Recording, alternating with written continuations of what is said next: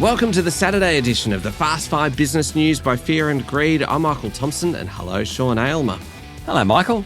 Sean, on weekdays, it's all about the Fast 5, the top 5 business stories in 5 minutes. On the weekend, though, we're still going to keep it to 5 minutes, but we're going to pick out the biggest business story of the week, the most remarkable story, a mystery category, and our favourite story as well.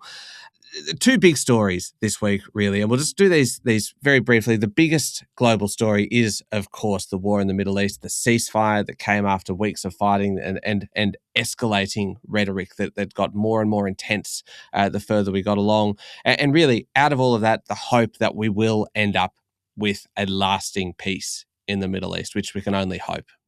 We can only hope. Of course, the biggest local story was that former soldier and Victoria Cross recipient Ben Roberts-Smith has been charged with 5 counts of war crime murder in what will be the biggest military trial Australia has seen. It's before the courts. We're not going to say much more about it, but certainly the biggest local story. Yeah, some big stories around this week. Most remarkable. There's some interesting stuff going on as well. There is. What did you like, Sean? Because you know what I'm going to put forward as the most remarkable, and I get a bit carried away. So just look, I think it's remarkable how the federal government has this week gone from telling us there's nothing to worry about when it comes to petrol and diesel to treating fuel supply as a national security issue. Prime Minister Anthony Albanese's headed off to Singapore to tie down arrangements with our biggest fuel trading partner. Energy Minister Chris Bowen gives updates every day about what petrol stations have fuel, what don't. The federal government said that they will underwrite the purchases by Viva Energy in Geelong and Ampol in Brisbane of oil to make sure we get additional supply into the country. All this isn't a surprise. We run on petrol and diesel. It's just, we don't want to talk about rationing, I get that, but it's just starting to feel a bit like COVID, I reckon. We've just gone from nothing to worry about here to a national emergency in just 4 or 5 days. Remarkable. How about a remarkable good news story then, Sean, just Yeah. to balance that out a little bit? Artemis 2, an historic week for all humanity. And I don't want to overstate it, but I think I'm pretty safe in saying that. They orbited the moon, set a new record for the furthest distance away from Earth by any human ever in all of history, Sean.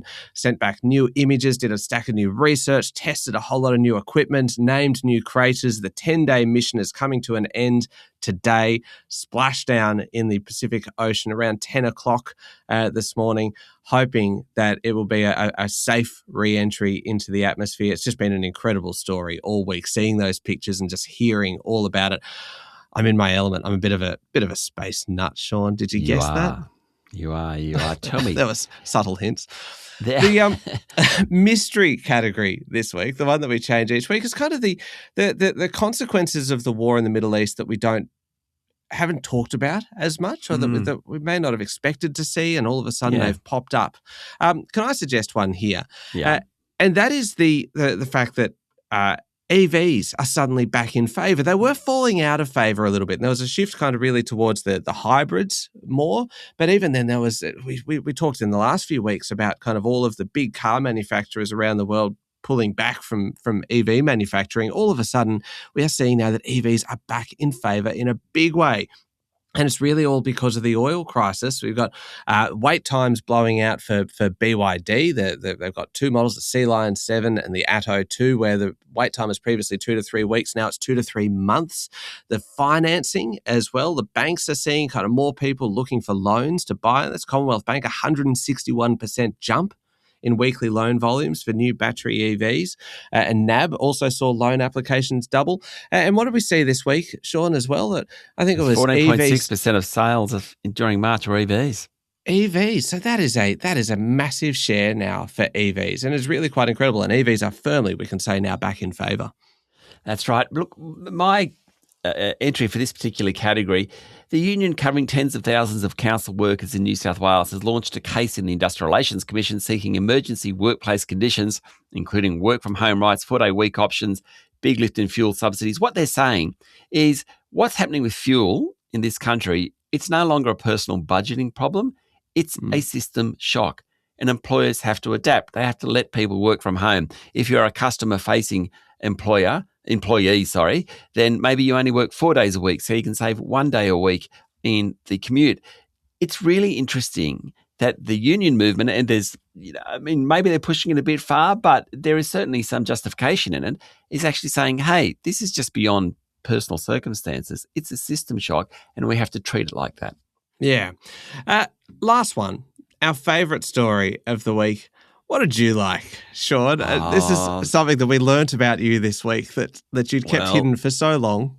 It looks like reality TV has had its day. The number of unscripted US series premieres fell by a third since 2022. So Jersey Shore, Catfish, they've gone. Love Island, Housewives franchise, Below Deck, Survivor, they're continuing on. Others like Dancing with the Stars had a TikTok-fueled renaissance. There's been The Disaster. The latest episode of The Bachelorette in the US is a bit of a disaster. But basically, people aren't watching cable TV in the US. The rise of YouTube and other digital outlets are giving people stuff to do. There's ongoing consolidation in the industry. So we're just not getting the reality TV that we used to. And it's a shame, Michael, I'd like to add. There we go. I knew it was coming. We learnt this week that you are a reality TV nut, and I love it. My favourite story this week, a bit of an AI cautionary tale. There was research this week from an AI startup working with the New York Times that basically said that Google's AI responses are accurate 90% of the time, and more worryingly, perhaps, that of those 90% accurate answers, more than half of those are ungrounded and they link to websites that don't completely support the information they provided. That's context, Sean, and basically says you need to double check the information that you're getting from AI, right? If you rely on it in an environment where you need accurate information, this is what could happen. There was a sacked worker in Queensland who used AI to run his unfair dismissal case in the Fair Work Commission. Only problem was AI apparently severely hallucinated his defense, and the Fair Work Commission actually warned him. They said, you are relying on incoherent arguments, deliberately misrepresenting the law. You're referring to non-existent terms in your contract, non-existent parts of the award. And the worst part, he continued to do it even after the commission warned him against providing fake evidence. Just a cautionary tale there, I think, Sean. Yeah, I think so. All right, there we go. 5 minutes and pretty much everything you need to know in the world of business. Thanks very much. Thanks, Michael. And don't forget to hit follow on the podcast and head to fearandgreed.com.au to sign up for our free daily newsletter. I'm Michael Thompson, and this is the Fast 5 Business News by Fear and Greed.